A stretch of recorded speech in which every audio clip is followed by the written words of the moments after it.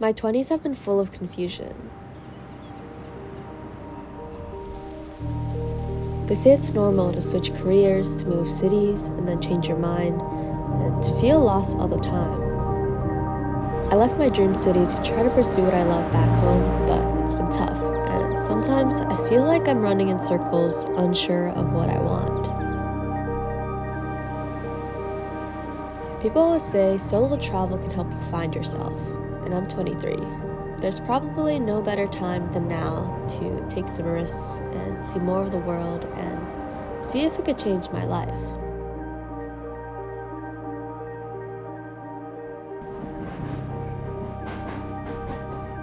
So today is March 3rd, it's about 7:30 p.m. Tomorrow I leave for my flight. This is probably the most nervous I've been for a trip. I guess also it is my first time traveling somewhere that's like less developed, alone. I think I'll grow a lot from it, hopefully though. I don't know, we'll see. I started with 3 days in Taiwan. This part of the trip wasn't solo, it was a father-daughter trip.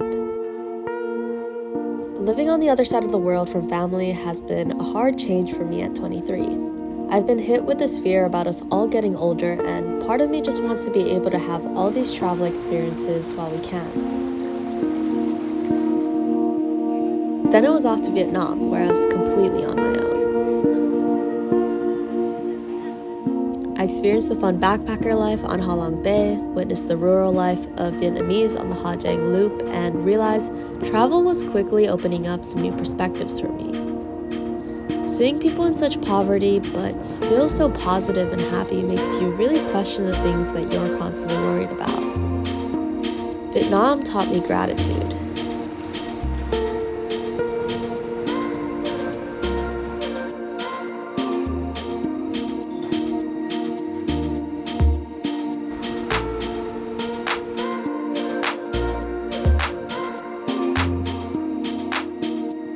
I'm currently in Seoul at the palace grounds. I got here 2 days ago. The first day I was here, I had an allergic reaction. It was pretty bad. Second day was yesterday, and I didn't bring my camera around, and I was honestly feeling quite lonely. And I think having a camera really helps me feel like I'm not actually solo. Like I feel like I have a companion a little bit. So Seoul was lonely. It was cold, I dealt with the allergic reaction on my own, and I didn't really talk to anyone for those 3 days.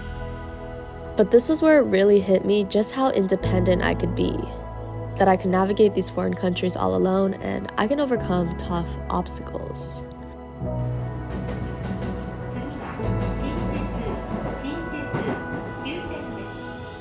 Japan during cherry blossom season was like nothing else. Life in Tokyo was teaching me how to remain present and enjoy the little things in life. The key to happiness is the lack of wanting more. It's such an American thing to never be satisfied, and it's something I really dislike about myself. And I quickly realized that spending this much time alone was helping me really understand my flaws and the things I want to work on as a human.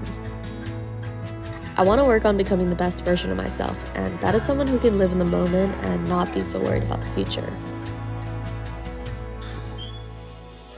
But when I got back to America, I was hit with reality. So I spent a lot of money abroad, and I took a risk, leaving everything behind in New York to pursue this dream of mine to travel and make these films. So it's been about a month since I've returned from Asia, and it's felt like a whole weird mix of emotions. I just turned 24 a couple days ago, which is pretty crazy. I feel like the whole chapter of my 23rd year of my life was me being so lost in my career and like gonna go travel Asia and make videos. My thought process before leaving when I was in New York was I really wanted to explore making these like travel doc style videos, and I kind of tried to. I feel like I could have done a lot better job, but I did make some videos that I feel proud of, which is the most important thing. I basically invested like some money into this year to be able to do this, and I was doing some freelance work, but like not that much. Yeah, I'm in the process of kind of like rebuilding that again, which feels like I'm like back to square one, and I don't really know where my career is going. Like I'm just confused and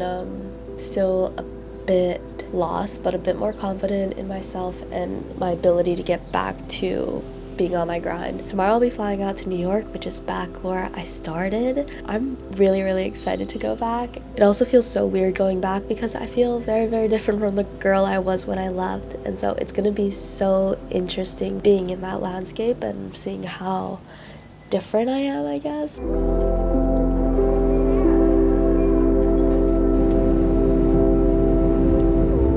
Back in New York, and this feels insane. This feels crazy. I'm so excited. It's been 6 months.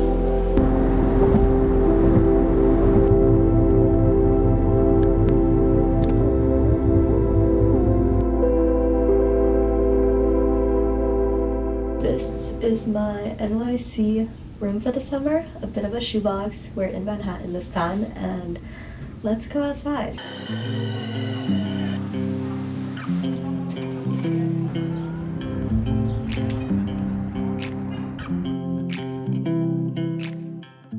I've just come to the rooftop park across from Little Island, and it's a cute little spot and it's a gorgeous day. It feels so nice to be back. So I came to the city with like no plans, and suddenly my whole week is booked, but that is just how New York is. It is so social and so easy to hang out with people. It's also been like a 6-month journey of me being pretty much solo when I was in Hawaii and in Asia, so it just feels really good to have friends again. Before I left New York, I had this grand plan to go solo travel, and I thought solo traveling could help me solve some of my problems because, you know, people say that. Though I don't think it solved my problems of what I'm doing with my life, it definitely gave me more confidence in my capabilities and confidence in myself that I can do hard things. I can do whatever I set my mind to, because when I was younger, I used to dream of doing the stuff that I've done now. The biggest lesson I've learned is just confidence in what I'm doing, and being back in New York, I feel a better sense of purpose and clarity of what I want to do here and the life I'm continuing to try to build. My journey here is to just become a better storyteller. The past couple months was me trying to become a better storyteller. I'm still very unsure of what's happening, but very confident in, you know, finding my way there and trusting the process and the universe. Our 20s is really a confusing time, but it's just about learning, experimenting, and growing and trying new things, and I'm happy to say that I've done that over the past couple months. So I turned 24 a couple days ago, and I did have a birthday weekend celebration, but I never had a cake, so let's go get a cake.